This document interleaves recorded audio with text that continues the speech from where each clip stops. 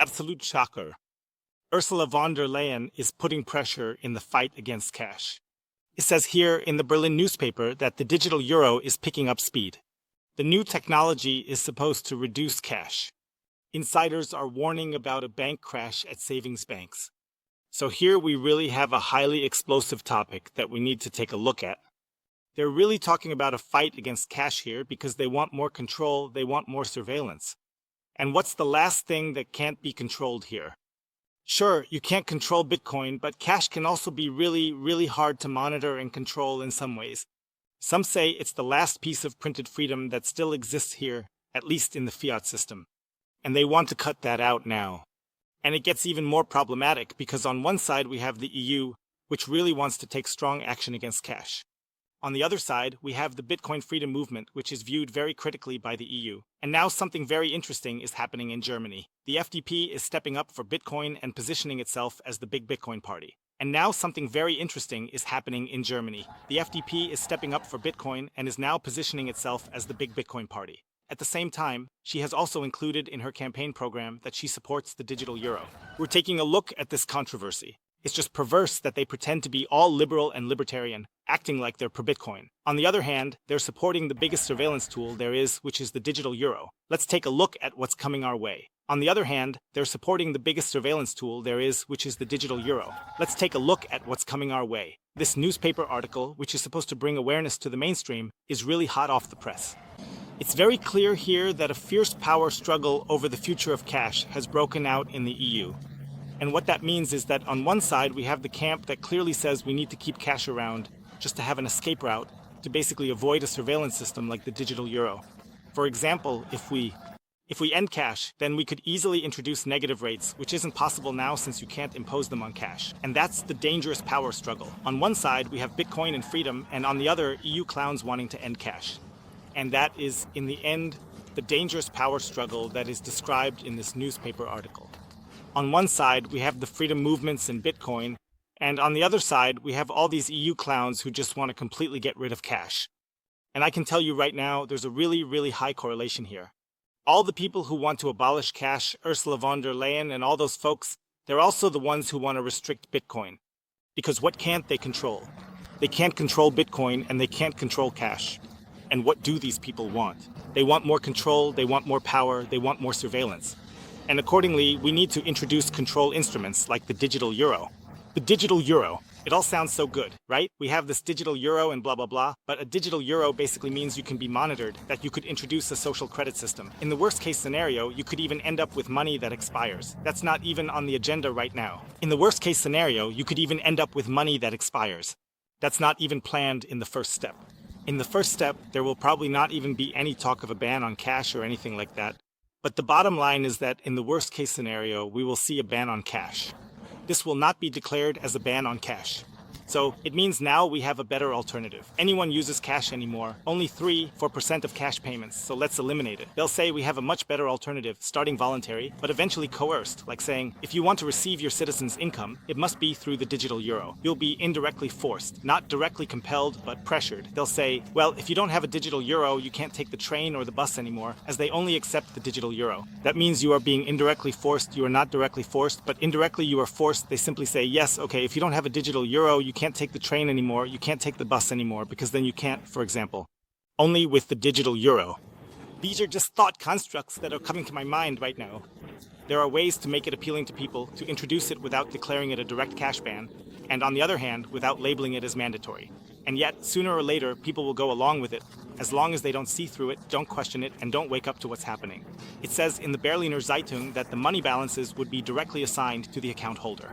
And still, people will end up doing it sooner or later, as long as they don't see through it, don't question it, and don't wake up to what's going on. It says in the Berliner Zeitung that the money balances would be directly assigned to the account holder. The anonymity of money disappears in this payment system. It's really important. You won't be anonymous anymore. This makes the money completely theft-proof against private individuals. At the same time, the ECB can confiscate the money if there is suspicion of money laundering, which is also very important. This means you have less resistance to censorship. You're basically completely at their mercy. In the worst-case scenario, you won't have different banks to turn to anymore. Instead, If the digital euro system fully plays out, you'll only have one account, and that's with the central bank, leaving you with no alternatives. In the first step, it's not planned, but in the end, it could very well lead to that. The system is also practical for other controls. If the digital account is linked with other databases, authorities can access it immediately. So you see more control, more power, more surveillance. Travel restrictions, climate change measures, or health regulations could lead to violations resulting in automatic blocking of access to your personal money. And in the end, that's the absolute worst-case scenario. For example, you've saved up euros, and now it is in your digital euro account. Only one central bank account exists. Say you wear the wrong sweater, or insult a politician. Suddenly, your account freezes, or faces penalties. They might say, if you want a loan, pay higher interest due to a poor social credit score. Or they might limit your cash access. Okay, if you want a loan now, you'll have to pay higher interest rates because your social credit system or your social credit ranking just isn't that great. Or they'll say, okay, you can still get money, but it won't be unlimited anymore. You'll only get a certain amount. So basically, in 2021, the money flow can just be turned off. And that is ultimately the most powerful tool by which people can be controlled, because people can be controlled and governed through money. Because money is a very important control instrument. We must not forget that.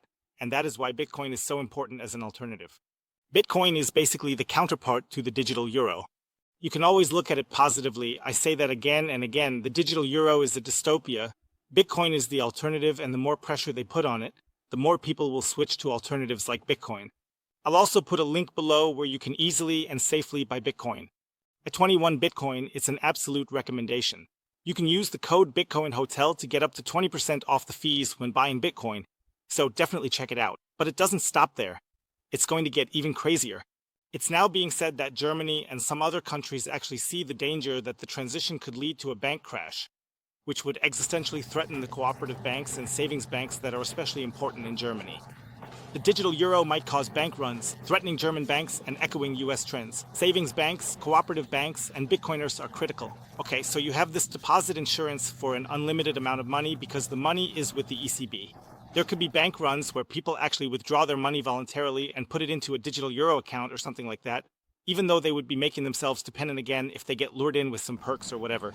This could lead to savings deposits being pulled from cooperative banks and savings banks.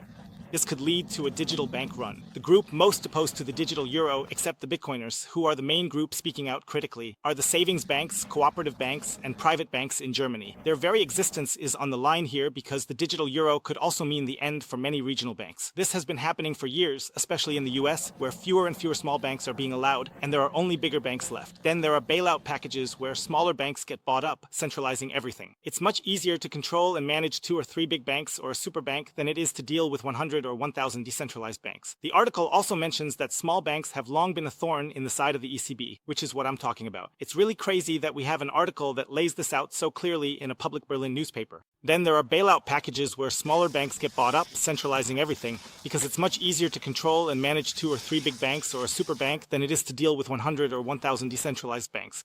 The article also mentions that small banks have long been a thorn in the side of the ECB, which is exactly what I'm talking about. It's really crazy that we have an article that lays this out so clearly appearing in a public Berlin newspaper. You can really see that people are slowly waking up and are no longer letting themselves be played with. And now here comes the real kicker. I criticized the FDP claiming a Bitcoin strategy. However, their program also supports a digital euro, highlighting FDP's dual stance on Bitcoin and digital euro. On the other hand, right next to the Bitcoin clause in their election program, there was a per-digital euro clause included. I already criticized this a bit back then, and now the Bitcoin account in the Bundestag has actually done some digging and pulled out a few passages from the FDP about their stance on the digital euro. And that's really something. That means cash in 2021 is stamped freedom. We can agree on that. That's why we advocate for the unrestricted preservation of cash as a means of payment in the European Union and reject uniform cash limits. So that's already very, very important here. And then it says that we will constructively accompany the introduction of a digital euro as a complement to existing cash. As digital cash, the digital euro should be usable both offline and online. At the same time, the privacy of citizens must be fully protected. So, this is really crazy what's going on here. So, we stand up as a party and say, we are the freedom-loving Bitcoin party, we're creating a Bitcoin strategic reserve, And at the same time, as I mentioned before, the digital euro is a surveillance tool, a control instrument. At the same time, we're advocating for the digital euro. 1,000. In the USA, it is actually the other way around. There are also many states that have published a Bitcoin Reserve Act, and at the same time, they are clearly distancing themselves from CBDCs and the digital dollar. And Donald Trump has also made it clear, hey, we want a Bitcoin reserve strategy, but we also want to clearly distance ourselves from the digital dollar and CBDC money. And this distinction is missing here in the FDP. And I don't think it's a bad thing that the FDP is now opening up to Bitcoin, but if so, then you have to go the whole way. So you can't say on one hand, we're for freedom, we're opening up to Bitcoin, and then on the other hand, be for enslavement by introducing the digital euro and even supporting it. It's like being in a car, pressing the gas pedal all the way down, going full throttle for more freedom with Bitcoin, while at the same time, you've pulled the handbrake all the way up. That handbrake represents the digital euro. It's basically like this. On one side, I'm in the car, I'm stepping on the gas, I'm going for more freedom.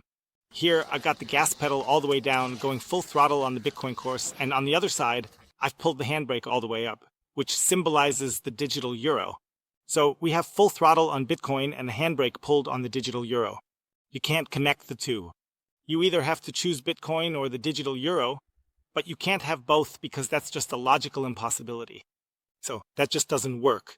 That's actually an oxymoron. I think that's what you call it in language.